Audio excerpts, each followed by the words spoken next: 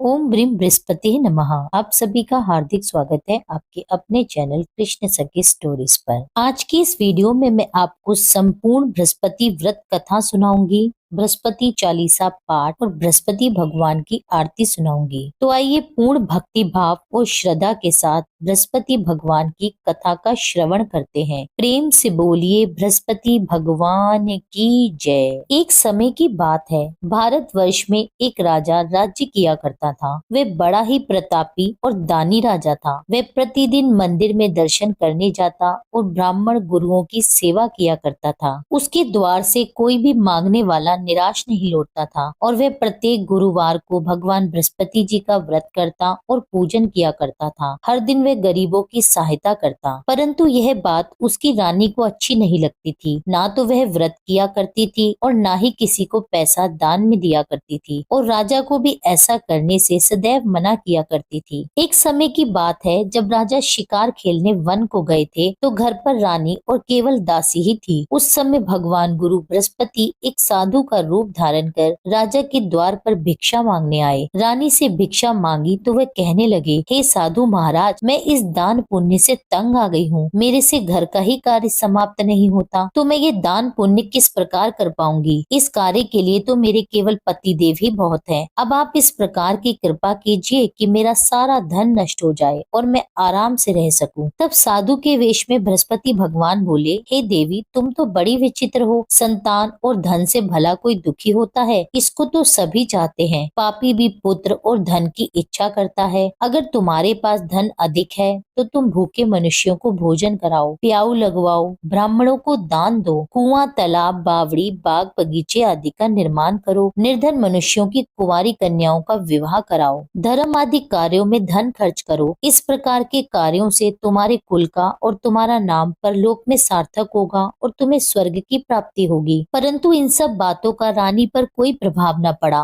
वे कहने लगी, हे साधु महाराज, मुझे ऐसे धन की आवश्यकता नहीं जिसको मैं और मनुष्यों को दूं और जिसको संभालने में मेरा सारा समय नष्ट हो जाए। साधु महाराज ने कहा, देवी, तुम्हारी ऐसी इच्छा है तो ऐसा ही होगा। मैं तुम्हें जैसा बताता हूँ तुम वैसा ही करना। बृहस्पतिवार के दिन घर को गोबर से लीपना, अपने बालों को धोना और बाल धोते समय स्नान करना, भोजन में मांस मदिरा खाना, कपड़ा धोबी के यहाँ धुलने को डालना। इस प्रकार 7 बृहस्पतिवार करने से तुम्हारा सब धन नष्ट हो जाएगा। यह कहकर वे साधु महाराज वहाँ से अंतर ध्यान हो गए। रानी ने साधु के कहने के अनुसार ही किया। 3 बृहस्पतिवार ही बीते थे कि उसकी समस्त धन संपत्ति नष्ट हो गई और भोजन के लिए दोनों समय परिवार तरसने लगा तथा सांसारिक भोगों से दुखी रहने लगा। तब वह राजा रानी से कहने लगा, हे रानी, तुम यहाँ पर रहो, मैं दूसरे देश को जाता हूँ, क्योंकि यहाँ पर मुझे सभी मनुष्य जानते हैं, इसलिए मुझे कोई कार्य नहीं देगा। देश चोरी परदेश भिक्षा बराबर है। ऐसा कहकर राजा परदेश चला गया। वहाँ जंगल में जाता, लकड़ी काट कर लाता और शहर में बेचता। इस तरह वह अपने दिन व्यतीत करने लगा। इधर राजा के बिना रानी और दासी दुखी रहने लगे।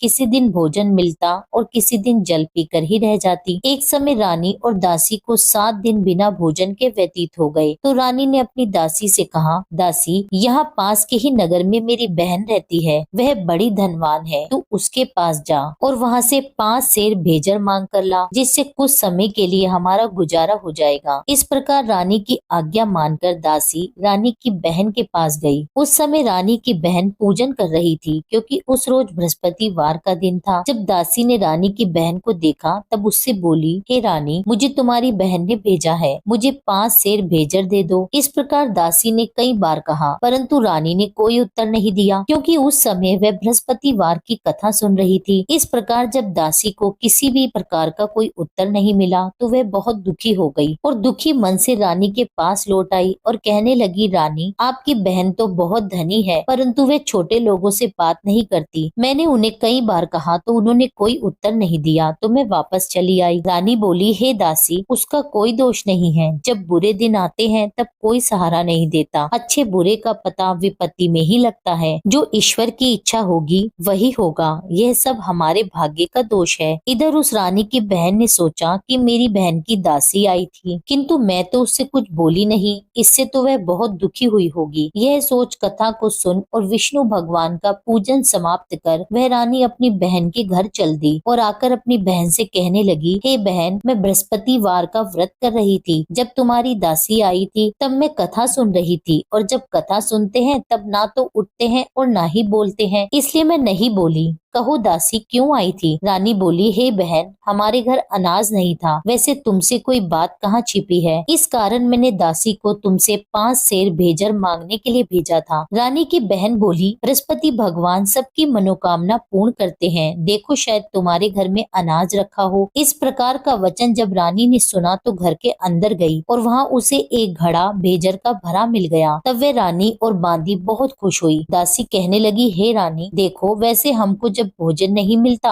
तो हम रोज ही व्रत करते हैं, अगर इनसे व्रत की विधि और कथा पूछ ली जाए तो हम उसे किया करेंगे। तब उस रानी ने अपनी बहन से पूछा, हे बहन, बृहस्पतिवार के व्रत के क्या नियम है? तब रानी की बहन ने बताया, बृहस्पतिवार के व्रत में चने की दाल और मुनक्का से विष्णु भगवान का केले की जड़ में पूजन करें तथा दीपक जलाएं और पीला भोजन करें और कथा सुने। इस प्रकार नियम पूर्वक करने से गुरु बृहस्पति भगवान प्रसन्न होते हैं, अन्न पुत्र धन देते हैं और सभी की मनोकामनाएं पूर्ण करते हैं। इस प्रकार रानी और दासी दोनों ने ही निश्चय किया कि हम बृहस्पति भगवान का पूजन किया करेंगे। 7 रोज बाद जब बृहस्पतिवार आया तो उन्होंने व्रत रखा। घुड़साल में जाकर चना और गुड़ बीन लाई तथा उसकी दाल से केले के जड़ का तथा भगवान विष्णु का पूजन किया। अब पीला भोजन कहाँ से आए? दोनों बड़ी दुखी हुई। उन्होंने व्रत किया था, इस कारण बृहस्पति भगवान उनसे प्रसन्न थे। 2 थालियों में सुंदर पीला भोजन लेकर आए और दासी को देकर बोले, हे दासी, ये तुम्हारे और तुम्हारी रानी के लिए भोजन है, तुम दोनों भोजन कर लेना। दासी भोजन पाकर बड़ी प्रसन्न हुई और रानी से बोली, चलो रानी, जी भरकर भोजन कर लो। रानी को इस विषय में कुछ पता नहीं था, इसलिए वे दासी से बोली, तू ही भोजन कर, क्योंकि तू हमारी व्यर्थ में हंसी उड़ाती है। दासी बोली कि एक महात्मा भोजन दे गए हैं। रानी कहने लगी, वह भोजन तेरे लिए दे गए हैं, तू ही भोजन कर। दासी ने कहा, वह महात्मा हम दोनों के लिए 2 थाली में भोजन दे गए हैं, इसलिए हम और तुम दोनों ही साथ साथ भोजन करेंगे। इस प्रकार रानी और दासी दोनों ने ही बृहस्पति भगवान को नमस्कार कर भोजन प्रारंभ किया। अब वे प्रत्येक बृहस्पतिवार को बृहस्पति भगवान का व्रत और विष्णु भगवान का पूजन करने लगी। बृहस्पति भगवान की कृपा से रानी और दासी के पास बहुत सा धन हो गया। अब रानी फिर से आलस्य करने लगी। तब दासी बोली, देखो रानी, तुम पहले इस प्रकार आलस्य करती थी तो तुम्हें धन रखने में कष्ट होता था, इस कारण सभी धन नष्ट हो गया। अब बृहस्पति भगवान की कृपा से धन मिला है, हमें दान पुण्य करना चाहिए। दान में भूखे मनुष्यों को भोजन कराना चाहिए, प्याऊ लगवाने चाहिए, ब्राह्मणों को दान देना चाहिए। धन को शुभ कार्यों में खर्च करें, जिससे तुम्हारे कुल का यश बढ़ेगा और स्वर्ग प्राप्त होगा, पितृ प्रसन्न होंगे। तब रानी ने इसी प्रकार के कार्य करने प्रारंभ कर दिए तो काफी यश फैलने लगा। एक दिन रानी और दासी विचार करने लगी कि ना जाने हमारे राजा किस दशा में होंगे, उनकी कोई खोज खबर नहीं है। बृहस्पति भगवान से उन्होंने प्रार्थना की तो एक दिन भगवान ने रात्रि में राजा को स्वप्न में कहा, हे राजन, उठ, तेरी रानी तुझको याद करती है, अपने देश को चला जा। राजा प्रातः काल उठा और विचार करने लगा। स्त्री खाने और पहनने की साथी होती है, पर भगवान की आज्ञा मानकर वह अपने नगर की ओर चलने को तैयार हुआ। इससे पूर्व जब राजा प्रदेश चला गया था तो प्रदेश में दुखी रहने लगा। प्रतिदिन जंगल में से लकड़ी बीन कर लाता और उसे शहर में बेचकर अपने दुखी जीवन को बड़ी कठिनता से व्यतीत करता था। एक दिन राजा दुखी हो अपनी पुरानी बातों को याद करके रोने लगा। तब उस समय जंगल में बृहस्पति देव एक साधु का रूप धारण कर आए और राजा के पास आकर कहने लगे, लकड़हारे, तुम इस सुनसान जंगल में किस चिंता में बैठे हो, मुझे बताओ। यह सुनकर राजा की आंखों में जल भर आया और साधु की वंदना कर बोले, हे प्रभु, आप सब कुछ जानने वाले हो। इतना कहकर साधु को अपनी कहानी सुना दी। महात्मा दयालु होते हैं वे राजा से बोले, हे राजन, तुम्हारी स्त्री ने बृहस्पति देव का अपमान किया था, जिस कारण तुम्हारी यह दशा हुई। अब तुम किसी प्रकार की चिंता मत करो, भगवान तुम्हें पहले से भी अधिक धन देंगे। देखो, तुम्हारी स्त्री ने बृहस्पतिवार का व्रत प्रारंभ कर दिया है और तुम मेरा कहना मानकर बृहस्पतिवार का व्रत करके चने की दाल और गुड़ को जल के लोटे में डालकर केले का पूजन करो, कथा कहो और सुनो। भगवान तुम्हारी सारी मनोकामनाओं को पूर्ण करेंगे। साधु को प्रसन्न देखकर राजा बोला, हे प्रभु, मुझे लकड़ी बेचकर इतना पैसा नहीं मिलता जिससे भोजन करने के उपरांत कुछ बचा सकूं। मैंने रात्रि में अपनी रानी को व्याकुल देखा है। मेरे पास कुछ नहीं है जिससे उसकी खोज खबर मंगा सकूं। फिर मैं बृहस्पति देव की कौन सी कथा कहूँ, यह भी मुझको पता नहीं है। साधु ने कहा, हे राजन, तुम किसी बात की चिंता मत करो। बृहस्पतिवार के दिन रोजाना की तरह लकड़ियां लेकर शहर को जाओ। तुमको रोज से दुगना धन प्राप्त होगा, जिससे तुम भली भांति भोजन कर लोगे और बृहस्पति भगवान के पूजन की सामग्री भी आ जाएगी। साधु बोले, बृहस्पति भगवान की कथा इस प्रकार है। प्राचीन काल में एक ब्राह्मण था। वह बहुत ही निर्धन था। उसके कोई संतान नहीं थी। वह नित्य नियम से पूजा पाठ करता, परंतु उसकी स्त्री बहुत मलिनता के साथ रहती थी। वह ना तो स्नान करती और ना ही किसी देवता का पूजन करती। प्रातः काल उठते ही सबसे पहले भोजन करती, बाद में कोई अन्य कार्य करती थी। इससे ब्राह्मण देवता बड़े दुखी थे। बेचारे बहुत कुछ कहते थे, किंतु उसका कोई परिणाम न निकलता। भगवान की कृपा से ब्राह्मण की स्त्री के कन्या रूपी रत्न पैदा हुई और वह कन्या अपने पिता के घर में बढ़ने लगी। वह बालिका प्रातः स्नान करके भगवान विष्णु का जाप करने लगी, बृहस्पतिवार का व्रत करने लगी। अपने पूजा पाठ को समाप्त करके वह स्कूल को जाती तो अपनी मुट्ठी में जौ भरकर ले जाती और पाठशाला जाने के मार्ग में डालती जाती। वही जौ स्वर्ण के हो जाते और लौटते समय उनको बीनकर घर ले आती। एक दिन वह बालिका सूप में सोने के जौ को फटक कर साफ कर रही थी, तो उसकी माँ ने देख लिया और कहा, हे बेटी, सोने के जौ को फटकने के लिए सोने का सूप होना चाहिए। दूसरे दिन बृहस्पतिवार था। इस कन्या ने व्रत रखा और बृहस्पति भगवान से प्रार्थना करके कहने लगी, हे प्रभु, यदि मैंने आपकी पूजा सच्चे मन से की हो तो मेरे लिए सोने का सूप दे दो। बृहस्पति देव ने उसकी प्रार्थना स्वीकार कर ली। रोजाना की तरह वह कन्या जौ फैलाती हुई स्कूल को गई और जब लौटकर जौ बीन ही रही थी तो बृहस्पति देव की कृपा से रास्ते में सोने का सूप मिला। वह सोने के सूप को लेकर घर गई और उससे जौ साफ करने लगी, परंतु उसकी माँ का वही ढंग रहा। एक दिन की बात है, वह कन्या सोने के सूप से जौ साफ कर रही थी। उस समय उस शहर का राजपुत्र वहां से होकर निकला। इस कन्या के रूप और कार्य को देखकर वह मोहित हो गया और अपने घर आकर भोजन और जल त्याग कर उदास होकर लेट गया। राजा को जब इस बात का पता लगा तो वह अपने मंत्रियों के साथ अपने पुत्र के पास गए और बोले, हे पुत्र, तुम्हें किसी बात का कष्ट है? किसी ने तुम्हारा अपमान किया है क्या, या कोई और कारण है? सो कहो, मैं वही कार्य करूंगा जिससे तुम्हें प्रसन्नता हो। राजकुमार ने अपने पिता की बातें सुनी तो वह अपने पिता से कहने लगे, हे पिताजी, आपकी कृपा से मुझे किसी बात का दुख नहीं है और ना ही किसी ने मेरा अपमान किया है, परंतु मैं उस लड़की के साथ विवाह करना चाहता हूँ जो सोने के सूप में जौ साफ कर रही थी। यह सुन राजा भी आश्चर्य में पड़ गया और बोला, पुत्र, तुम इस तरह की कन्या का पता लगाओ, मैं उसके साथ तुम्हारा विवाह अवश्य करवा दूंगा। राजकुमार ने अपने पिता के वचन सुनने के पश्चात उस लड़की के घर का पता बतलाया। राजकुमार के बताए पते के अनुसार मंत्री उस लड़की के घर गए और ब्राह्मण कन्या का विवाह राजकुमार के साथ संपन्न करवाया। कन्या के घर से जाते ही पहले की भांति उस ब्राह्मण देवता के घर में गरीबी का वास हो गया। अब भोजन के लिए भी अन्न बड़ी मुश्किल से मिलता था। एक दिन दुखी होकर ब्राह्मण देवता अपनी पुत्री के पास गए। बेटी ने पिता को दुखी देखकर अपनी माँ का समाचार पूछा।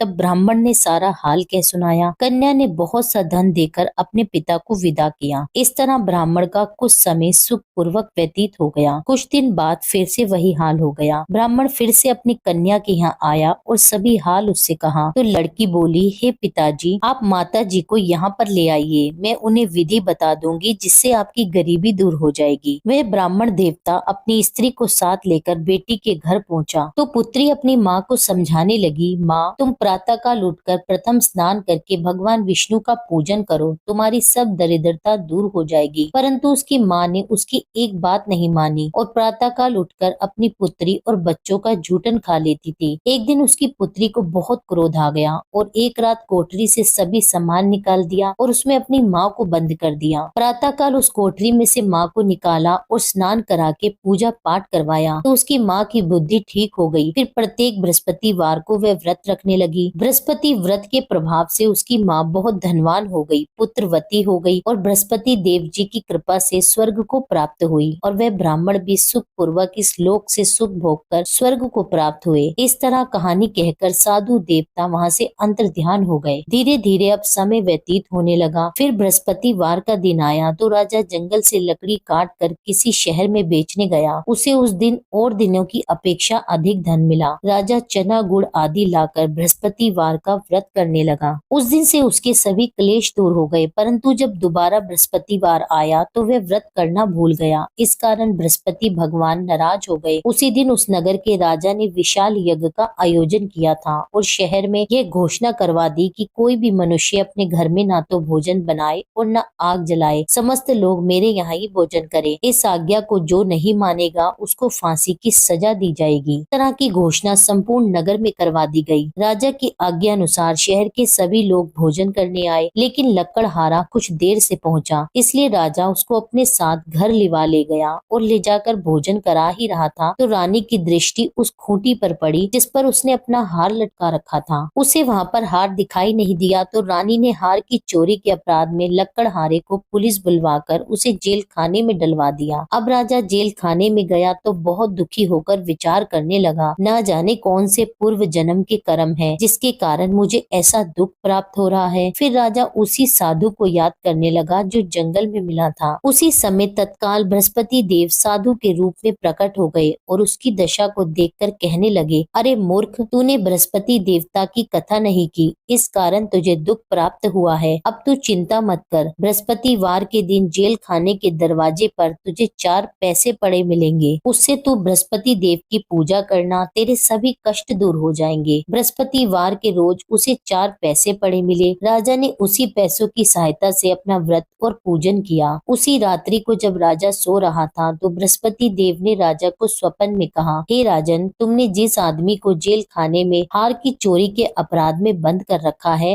वह निर्दोष है, वह राजा है, उसे छोड़ देना। रानी का हार उसी खूंटी पर लटका हुआ है, अगर तू ऐसा नहीं करेगा तो मैं तेरे राज्य को नष्ट कर दूंगा। राजा प्रातः काल उठा तो रानी का हार खूंटी पर टंगा देखकर लकड़हारे को बुलाकर उससे क्षमा मांगी तथा राजा को योग्य सुंदर वस्त्र आभूषण देकर विदा किया। भगवान बृहस्पति देव की आज्ञा अनुसार राजा अपने नगर को चल दिया। राजा जब नगर के निकट पहुंचा तो उसे बड़ा ही आश्चर्य हुआ। नगर में पहले से भी अधिक बाग, तालाब, कुएं, मंदिर तथा बहुत सी धर्मशाला बने हुए थे। राजा ने पूछा कि यह किसका बाग और धर्मशाला है। तब नगर के सब लोग कहने लगे कि यह सब रानी और दासी का है। तो राजा को बड़ा आश्चर्य भी हुआ और गुस्सा भी आया। जब रानी ने यह खबर सुनी कि राजा आ रहे हैं तो उसने अपनी दासी से कहा, हे दासी, देख राजा हमें कितनी बुरी दशा में छोड़ गए थे, वह हमारे ऐसे हालात देखकर कहीं लौट न जाए, इसलिए तू द्वार पर ही खड़ी हो जा। रानी की आज्ञा सुनकर दासी द्वार पर ही खड़ी हो गई। जब राजा आए तो उन्हें अपने साथ लिवा लाई। तब राजा ने क्रोध करके अपनी तलवार निकाली और पूछने लगा, यह बताओ तुम्हें यह धन कैसे प्राप्त हुआ। तब रानी ने कहा कि यह सब धन बृहस्पतिवार के व्रत के प्रभाव से मिला है। तब राजा ने निश्चय किया कि 7 रोज बाद तो सभी बृहस्पति देव का पूजन करते हैं, परंतु मैं रोजाना दिन में 3 बार कहानी कहा करूंगा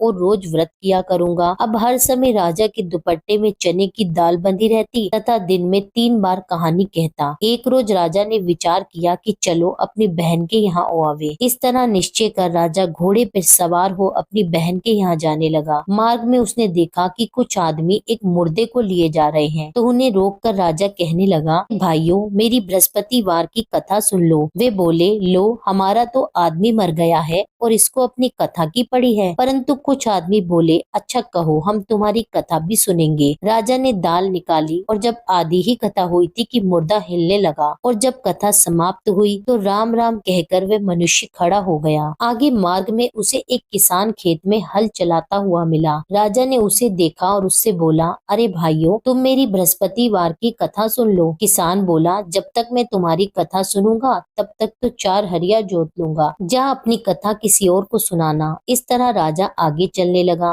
राजा के हटते ही बैल पछाड़ खाकर गिर गए तथा किसान के पेट में बहुत जोर से दर्द होने लगा। उस समय उसकी माँ रोटी लेकर आई थी। उसने जब यह देखा तो अपने पुत्र से सब हाल पूछा और बेटे ने सभी हाल अपनी माँ से कह दिया। तो बुढ़िया दौड़ी दौड़ी राजा के पास गई और उससे बोली, मैं तेरी कथा सुनूंगी, तू अपनी कथा मेरे खेत पे चलकर कहना। राजा ने बुढ़िया के खेत पर जाकर कथा कही, जिसके सुनते ही वे बैल खड़े हो गए और किसान के पेट का दर्द भी बंद हो गया। राजा जब अपनी बहन के घर पहुंच गया, बहन ने भाई की खूब मेहमानी की। दूसरे रोज प्रातःकाल राजा जगा तो वह देखने लगा कि सब लोग भोजन कर रहे हैं। राजा ने अपनी बहन से कहा कि कोई ऐसा मनुष्य है जिसने भोजन नहीं किया हो और मेरी बृहस्पतिवार की कथा सुन ले। बहन बोली, भैया, यह देश ऐसा ही है, पहले यहाँ लोग भोजन करते हैं, बाद में अन्य कोई कार्य करते हैं। अगर कोई पड़ोस में हो तो देखाऊं। वह ऐसा कहकर देखने चली गई, परंतु उसे कोई भी ऐसा व्यक्ति नहीं मिला जिसने भोजन न किया हो। अंत में वह एक कुम्हार के घर गई, जिसका लड़का बहुत बीमार था। उसे पता लगा कि उनके यहाँ 3 रोज से किसी ने भोजन नहीं किया है। रानी ने कुम्हार से कहा कि वह उसके भाई की कथा सुन ले। कुम्हार तैयार हो गया। राजा ने जाकर बृहस्पतिवार की कथा कही, जिसको सुनकर उसका लड़का ठीक हो गया। अब तो राजा की प्रशंसा होने लगी। एक दिन राजा ने अपनी बहन से कहा, बहन, हम अपने घर को जाएंगे, तुम भी तैयार हो जाओ। राजा की बहन ने अपनी सास से कही तो सास बोली, हाँ चली जा, परंतु अपने लड़कों को मत ले जाना, क्योंकि तेरे भाई के यहाँ कोई औलाद नहीं है। बहन ने अपने भाई से कहा, हे भैया, मैं तो चलूंगी मगर कोई बालक नहीं आएगा। राजा बोला, जब कोई बालक नहीं चलेगा तब तुम क्या करोगी? बड़े दुखी मन से राजा अपने नगर को लौट आया। राजा ने अपनी रानी से कहा, हम निर्वंशी राजा हैं, हमारा मुंह देखने का धर्म नहीं है और कुछ भोजन आदि भी नहीं किया। रानी बोली, हे नाथ, जब बृहस्पति देव ने हमें सब कुछ दिया है तो संतान भी अवश्य देंगे। उसी रात बृहस्पति देव ने राजा को स्वप्न में कहा, हे राजन, उठ, सभी सोच को त्याग दे, तेरी रानी गर्भ से है। यह बात सुनकर राजा बहुत खुश हुआ। 9वें महीने में रानी ने एक सुंदर पुत्र को जन्म दिया। तब राजा बोला, हे रानी, स्त्री बिना भोजन के रह सकती है, बिना कहे नहीं रह सकती। जब मेरी बहन आवे तो मुझसे कुछ मत कहना। रानी ने सुनकर हाँ कर दिया। जब राजा की बहन ने शुभ समाचार सुना तो वह बहुत खुश हुई और बधाई लेकर अपने भाई के घर आई। तब रानी ने कहा, घोड़ा चढ़कर तो नहीं आई, गधा चढ़ी आई। राजा की बहन बोली, भाभी, मैं इस प्रकार ना कहती तो तुम्हें औलाद कैसे मिलती? बृहस्पति देव ऐसे ही हैं, जिसकी जैसी मन में कामनाएं हैं सभी को पूर्ण करते हैं। जो सद्भावना पूर्वक बृहस्पतिवार का व्रत करता है, कथा कहता और पढ़ता और सुनता है और दूसरों को सुनाता है, बृहस्पति देव उसकी सभी मनोकामनाएं पूर्ण करते हैं। भगवान बृहस्पति देव उनकी सदैव रक्षा करते हैं। संसार में जो भगवान बृहस्पति जी का पूजन व्रत सच्चे हृदय से करता है, उसकी समस्त मनोकामनाएं पूर्ण होती हैं। जैसी सच्ची भावना से रानी और राजा ने बृहस्पति भगवान की कथा का गुणगान किया तो उनकी सभी इच्छाएं बृहस्पति भगवान जी ने पूरी की। इसलिए सबको कथा कहने सुनने के बाद प्रसाद लेकर जाना चाहिए। हृदय से उनका मनन करते हुए जयकारा बोलना चाहिए। प्रेम से बोलिए, श्री बृहस्पति भगवान की जय, विष्णु भगवान की जय। अब सुनिए बृहस्पति चालीसा पाठ। प्रणाऊ प्रथम गुरु चरण, बुद्धि ज्ञान गुण खान, श्री गणेश शारद सहित बसो हृदय में आन। अज्ञानी मति मंद में, हे गुरु स्वामी सुजान, दोषों से मैं भरा हुआ तुम हो कृपा निधान। जय नारायण जय निखिलेश्वर, विश्व प्रसिद्ध अखिल तंतेश्वर, यंत्र मंत्र विज्ञान के ज्ञाता, भारत भू के प्रेम प्रणेता। जब जब हुई धर्म की हानि, सिद्धाश्रम ने पठाई ज्ञानी, सच्चिदानंद गुरु के प्यारे, सिद्ध आश्रम से आप पधारे। उच्च कोटि के ऋषि मुनि स्वेच्छा, ओए करन धर्म की रक्षा, अब अब की बार आपकी बारी, त्राहि त्राहि है धरा पुकारी। मरुंधर प्रांत खरंटिया ग्रामा, मुल्तान चंद पिता कर नामा। शेष शाही सपने में आए, माता को दर्शन दिखलाए। रूपा देवी मातु अति धार्मिक, जन्म भयो शुभ 21 तारीख। जन्म दिवस तिथि शुभ, साधक की पूजा करते आराधक की। जन्म वृतंत सुनाए नवीना, मंत्र नारायण नाम करि दीना। नाम नारायण भव भय हारी, सिद्ध योगी मानव तन धारी। ऋषिवर ब्रह्म तेज से उर्जित, आत्म स्वरूप गुरु गौर वंदित। एक बार संग सखा भवन में, करी स्नान लगे चिंतन में। चिंतन करत समाधि लगाई, सुध बुधहीन भय अनुरागी। पूर्ण करी संसार की रीति, शंकर जैसे बने गृहस्थी। अद्भुत संगम प्रभु माया का, अवलोकन है विधि छाया का। युग युग से भव बंधन रीति, जहाँ नारायण वाही भगवती। सांसारिक मन हुए अति गलानी, तब हिमगिरी गमन की ठानी। 18 वर्ष हिमालय घूमे, सर्व सिद्धिया गुरु पग चूमे। त्याग अटल सिद्धाश्रम आसन, कर्म भूमि आए नारायण। धरा गगन ब्राह्मण में गूंजी, जय गुरुदेव साधना पूंजी। धर्म धर्म हित शिविर पुरोधा, कर्म क्षेत्र के अतुलित योधा। हृदय विशाल शास्त्र भंडारा, भारत का भौतिक उजियारा। 156 ग्रंथ रचयिता, सीधी साधक विश्व विजेता। प्रिय लेखक प्रिय गूढ़ प्रवक्ता, भूत भविष्य के आप विधाता। आयुर्वेद ज्योतिषी के सागर, षोडश कला युक्त परमेश्वर। रतन पार की विघ्न हरंता, सन्यासी अन्यतम संता। अद्भुत चमत्कार दिखलाया, पारद का शिवलिंग बनाया। वेद पुराण शास्त्र सब ज्ञाते, पारेश्वर दुर्लभ कहलाते। पूजा कर नित्य ध्यान लगावे, जो नर सिद्धाश्रम में जावे। चारों वेद कंठ में धारे, पूजनीय जन जन के प्यारे। चिंतन करत मंत्र जब गाए, विश्वामित्र वशिष्ठ बुलाए। मंत्र नमो नारायण साचा, ध्यानत भागत भूत पिचाशा। प्रात कल करहि निखिलायन, मन प्रसन्न नित तेजस्वी तन। निर्मल मन से जो भी ध्यावे, रिद्धि सिद्धि सुख संपत्ति पावे। पथ करहि नित जो चालीसा, शांति प्रदान करहि योगी सा। अष्टोत्तर शत पाठ करत जो, सर्व सिद्ध्या पावत जन सो। श्री गुरु चरण की धारा, सिद्ध आश्रम साधक परिवारा। जय जय जय आनंद के स्वामी, बारंबार नमामि नमामि। श्री बृहस्पति भगवान की आरती। जय बृहस्पति देवा, ओम जय बृहस्पति देवा। छिन छिन भोग लगाऊं, कदली फल मेवा। ओम जय बृहस्पति देवा, तुम पूर्ण परमात्मा, तुम अंतर्यामी। जगत पिता जगदीश्वर, तुम सबके स्वामी। ओम जय बृहस्पति देवा, चरना अमृत निज निर्मल, सब पातक हरता। सकल मनोरथ दायक, कृपा करो भरता। ओम जय बृहस्पति देवा, तन मन धन अर्पण कर, जो जन शरण पड़े। प्रभु प्रकट तब हो कर, आकर द्वार खड़े। ओम जय बृहस्पति देवा, दीन दयाल